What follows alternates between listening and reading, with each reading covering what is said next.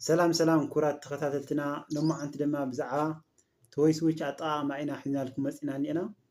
ቶይ ስዊች ኩሉ ግዜ ኣብ ክልተ ዝተፈላለዩ ቦታታት ብምቕማጥ ንሓደ ወይ ድማ ካብ ሓደ ንላዕልን ዝኾኑ ላምፕ ወይ ድማ መብራህቲ ምብራህና ምጥፋእ ዝኽእለና ዓይነት ስዊች እዩ ማለት እዩ። እና እዚ ስዊች እዚ መብዛሕትኡ ግዜ ክልተ በሪ ኣብ ዘለዎ ገዛውቲ ወይ ድማ ኣብ መደቀሲና ኣብ ሳሎን ንጥቀመሉ ዓይነት ስዊች ማለት እዩ።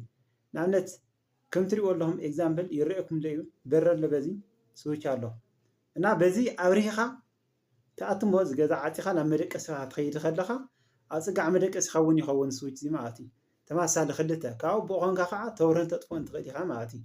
እና እዚ ዓይነት ስዊች ቶይ ስዊች ይበሃል። እና ሎማዓንቲ ከመይ ጌርካ ዋየሪንግ ዲያግራም ይስራሕ ናዚ ስዊች እዚ ከመይ ጌርካ ኢንስታል ዝግበር ዝብል ያው ከሪአኩም እየ ማለት እዩ ብዝተኸኣለ እና እዚ ይርአየኩም ሎ ተኾይኑ ኣብዚ ይርአየኩም ሎ ተኾይኑ ኣብዚ 4 ነጥቢ ፖይንት ኣለዎም ክቢ ነገር ማለት እዩ። እና እዚኣታ ብሬከር እያ ተመልክተና ብሬከር ማለት እዩ ሲንግል ፌዝ እዩ እዚኣ ፒ ትብልያ ፌዝ ማለት እያ እዚኣ ወይ ድማ ላይን ትበሃል ከረንት ትሽከም ማለት እዩ።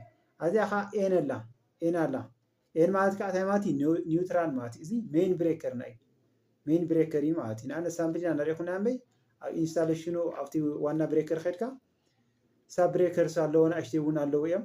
ስለዚ ንናይ ባዕሉ ፌዝ ናይ ባዕላ ትቆፃፀረላ ኣላ ኣብዚ ግን ሜይን ብሬከር እዩ ማለት እዩ። ስለዚ ሰርኪት ብሬከርና እዚ ካብኡ በዚ ኣቱ በዚ ኣተን ክልተ ፖይንት ኣለዋ ዘን ክልተ ከዓ እዚአን መውፅእ ማለት እዩ። በዚ ካብ ሳፕላይ ዝረኸበሉ እዩ በዚ ከዓ ናበይ ናብ ሎድ ዝኸደሉ ካብኡ ናብዚ ክንኸይድ ከለና ኣብዚ እንታይ ኣሎ ኤል እኒኦ ኣብዛ ክቢ እዚኣ 3 ነጥብታት እኒዋ ኤል እኒኣ ኣብዚ ኤል1 እና ኤል2 እውን ኣለዋ ማለት እዩ። ስለዚ በዚ ፌዝና በዚ ምስ ኣተወ እዚአን ክልተን ከዓ ኤል1 እና ኤል2 ሓንቲ ስዊች እያ እዚኣ ስዊች 1 ትብልናትኩም ኣብዚ ድማ ስዊች 2 ከምቲ ዝበልኩኹም ኣብ በሪ ኣብቲ ሓደ በሪ ሓደ ስዊች ኣብቲ ሓደ ከዓ ሓደ ስዊች ኣሎ ኢና ወይ ከዓ ኣብቲ መደቀሲ ኣሎ ማለት እዩ። ስለዚ እዚኣ ስዊች 1 ኣላ በዚኣ ላይን መፀት ናብዚኣ ትኸይድ።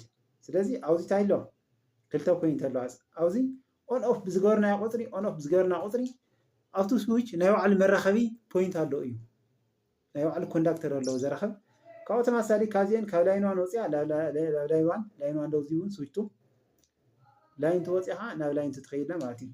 ካብዚ እውን ወፂኣ ታይላ ላይን ኣለና ኣብዚ ላይን ካብ ክልቲአን ስዊች ከምታ እዚኣ ዝኣተወት ኣብዚ እውን ሒዛ ተወፅእ ናብ መብራህቲ ናብ መወዳእታ ላይ ማለት እዩ። ስለዚ ኣብዚ ኦን ብዝገበርና ቁፅሪ ንኣብነት ኣብዚ ላይን ዋን ምስቶ ከረንትና ሒዙ ዝመፀ ኮንዳክተር ምስ ላይን ዋን ተተራኺቡ ኣብዚ ከይዱ ንኣብነት ምስ ላይን ተነይሩ ተፀቂጥናዮ ወይ ከዓ ኦን ተገይርናዮ ምስ ላይን ዋን ይኸውን ማለት ስለዚ መብራህቲ ይጠፍእ ኣሎ ተፀቂጥናዮ መስና ኣብቲ ነበረ ይምለስ ኦፍ ይኸውን ኣሎ። ተመሳሳሊ ክንወፅእ ከለና ኣብዚ በሪ ንኣብነት ሃሊ ክንወፅእ ከለና ተፀቂጥናዮ ይጠፍእ ኣሎ ማለት ስለዚ ኣጠቓቕማ ናይ ቶይ ስዊች እዚ ይመስል ንሎማዓንቲ ዝነበረና ፃንሒት ያው ኣብዚ ይውድእ ዘይተረድአኩም ሕቶታት እንተሃልዩ ኣብ ኮመንት ያው ፀሓፍሉ ኢኹም ናብ ኩሉ ንክባፅሕ ደሞ ሼርና ላይክ ሰብስክራይብ ኣይትረስዑ ኢኹም ኣሕዋት ያው ኣብ ቀፃሊ ብካሊእ ትሕዝቶ ክሳብ ንራኸብ ደሕና ቀኒ ባይ